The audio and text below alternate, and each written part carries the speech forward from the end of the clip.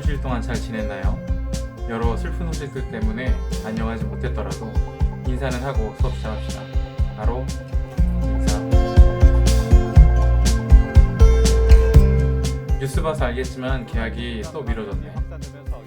처음 영상을 찍을 때만 하더라도 컬링 이론 수업이 끝나면 등교해서 직접 만날 수 있겠다 싶었는데 지금은 나도 언제 만날 수 있을지 확신이 안 서네. 결국 실제 컬링은 해보지도 못하고 다른 수업을 진행하게 되었는데 매우 안타깝게 생각합니다. 여러분들 올까봐 운동장에 흙도 고르고 체육관 바닥도 반짝반짝 청소해뒀는데 아쉽네요.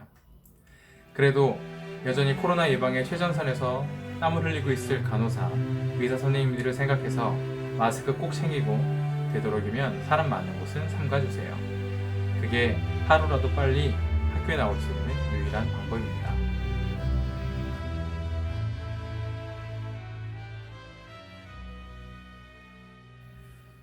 오늘부터 새로운 단원의 수업을 진행해볼까 합니다. 교과서 48쪽에 힘과 기술을 겨루어요 라는 단원인데 바로 투기도전입니다. 투기도전은 상대방과 맞붙어 힘과 기술을 겨루는 활동으로 태권도, 레슬링, 씨름 등이 있는데 우리는 그 중에서 씨름을 배우고 친구들과 실제 경기를 해볼까 합니다. 작년에 6학년이었던 선배들로부터 들어봤던 친구들도 있겠죠? 실제 씨름장에서 경기를 했었는데 생각해보니 그때 6학년 선배들도 많이 좋아했습니다. 오늘 수업에서는 투기도전이 무엇인지 알아보고 집에서 할 수 있는 대체 활동을 몇 개 소개하겠습니다. 그리고 다음 시간부터는 씨름의 유래, 규칙, 그리고 매너 등과 함께 실제 씨름 경기를 하기 위해 삿바는 어떻게 매는지, 씨름 기술에는 무엇들이 있는지 알아보겠습니다. 우선 투기도전이란 아까 설명했던 것처럼 자신의 신체를 단련하고 다양한 기술을 익혀 타인과 겨루는 도전을 말합니다. 이 과정을 통해 상대방을 존중하는 겸손을 배우고 나보다 강한 상대에게 도전하기 위해 노력하는 과정에서 끈기와 용기도 얻을 수 있습니다. 투기도전이라고 하니까 상대방을 무조건 힘으로 제압하고 때리고 막 부시고 으악 하는 그런 폭력을 생각하기 쉬운데 아까 얘기했던 것처럼 신체를 활용한 도전입니다. 도전에 초점이 맞춰져 있음을 명심하세요. 이미 알고 있다시피 투기도전에는 여러 스포츠가 있습니다. 우선 우리나라가 종주국인 태권도가 있죠.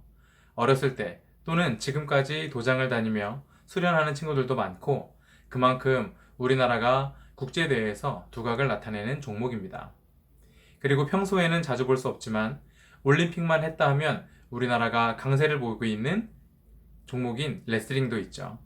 그 외에도 상대를 힘과 기술로 제압하여 넘어뜨리는 유도, 발차기와 기압이 유명한 태권, 그리고 최근에는 여러 투기 종목을 융합한 주짓수, TV를 통해 유명해진 UFC 등 실전 격투기도 사람들에게 많이 알려진 스포츠들입니다.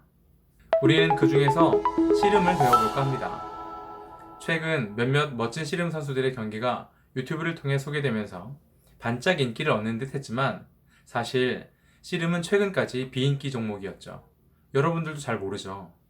하지만 나를 비롯한 어른들 그리고 그 이상의 세대에서는 씨름이 명절 때마다 TV나 실제 경기를 통해 볼 수 있는 인기 스포츠였답니다. 여러분들이 잘 알고 있는 국민 MC 강호동, 뭉쳐야 산다에서 계속 헛발질만 해대는 이만기는 그 중에서도 가장 유명한 씨름 선수들이었습니다. 한때 우리나라의 씨름판을 호령했던 황제들이었어요. 집안의 어른들께 한번 물어보세요. 씨름 경기를 본 적이 있는지, 그리고 학창시절에 교실에서 친구들과 씨름 한판 해본 적이 있는지 말이죠. 내가 씨름을 택한 이유 첫 번째가 바로 그 때문입니다. 우리나라의 전통 스포츠임에도 불구하고 비인기 종목으로 취급되는 사실이 너무 안타까웠고, 두 번째, 투기도전 중에 가장 단순하면서도 단순해서 가장 재미있는 스포츠이기 때문입니다. 세 번째는 내가 좋아해요. 좋아하기도 하고 사실 예전에 잠깐 해본 경험이 있어서 씨름을 택했습니다. 씨름 소개는 다음 시간에 더 자세하게 하기로 하고 오늘은 집에서도 할 수 있는 투기도전을 몇 개 소개하려고 합니다. 별다른 준비물이 없어도 상대만 있으면 충분히 즐길 수 있는 과제들로 준비했으니까 형제들이나 친구들과 간단하게 겨뤄보세요. 물론 넘어져도 안전한 곳에서 해야 합니다. 명심하세요. 첫 번째, 팔씨름입니다. 에게 겨우 아마 팔씨름 정도는 충분히 경험해 봤을 텐데 이만큼 훌륭한 활동이 없어서 소개해요. 하지만 그냥 팔씨름 해보세요 하면 소개하는 의미가 없겠죠? 팔씨름을 해도 자꾸 지기만 하는 친구들 있지? 내가 팔씨름 잘할 수 있는 방법 알려줄게. 들을 준비 됐나요? 팔 운동을 열심히 하는 거야. 그냥 무조건 열심히. 그렇게 했는데 자꾸 진다면 마지막 방법들을 써봅니다. 우선 손을 이렇게 잡고 팔씨름을 해보세요. 물론 상대가 눈치채지 못하도록 자연스럽게 해야겠지? 어때? 생각보다 힘이 더 들어가지 않아? 두 번째는 팔씨름을 할 때 아주 살짝 상대의 팔을 내 쪽으로 당기는 겁니다. 역시 상대가 눈치채지 못할 만큼 살짝. 상대는 힘을 쓰느라 잘 모르겠지만 내 쪽으로 당기면 상대의 팔이 몸의 중심으로부터 멀어져서 나한테 유리하게 경기를 이끌어 갈 수 있습니다. 마지막 꿀팁, 어깨를 씁니다. 팔씨름을 할 때 우선 머리를 최대한 바닥으로 떨구고 그 다음 어깨를 안쪽으로 집어넣어서 마지막으로 팔과 어깨, 온몸으로 눌러줍니다. 이렇게 말이죠. 그런데 말이야, 이 모든 팁들은 상대와 나의 힘 차이가 너무 많이 날 때만 사용하는 게 좋습니다. 물론 실제 경기에서 반칙은 아니에요. 두 번째, 한손 씨름이에요. 교과서에도 소개되어 있는 활동인데 교실에서 몇 번 해본 경험이 있을 거예요.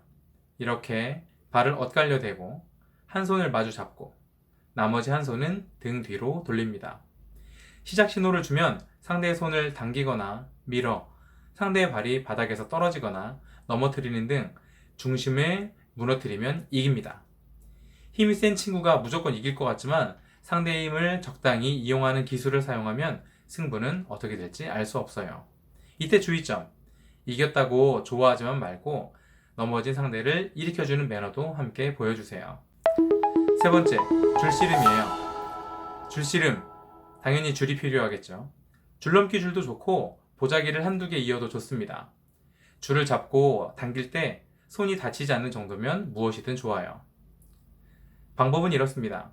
줄을 서로의 허리에 팔자 모양으로 엇갈리게 두르고 양손으로 줄을 잡습니다.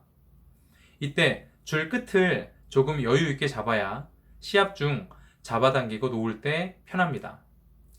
시작 신호와 함께 줄을 당기거나 놓아주면서 상대의 중심을 무너뜨리면 이기는 경기인데 아까 소개했던 한손 씨름처럼 힘이 좋다고 이기는 경기가 아닙니다.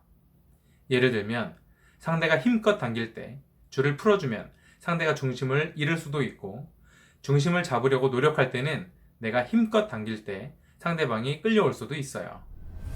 길고 짧은지는 직접 해봐야 할 겁니다. 어때요? 한번 해보고 싶지? 집에서 온라인 수업에 게임 한다고 꾸부정하게만 있지 말고 형제들 또는 친구들과 한번 해보세요. 은근히 땀도 나고 재밌습니다.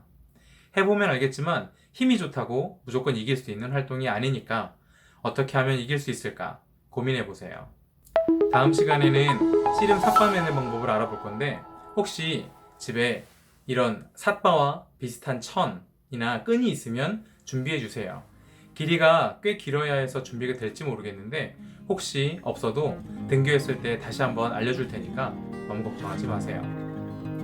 다음 시간에 봅시다. 바로 인사.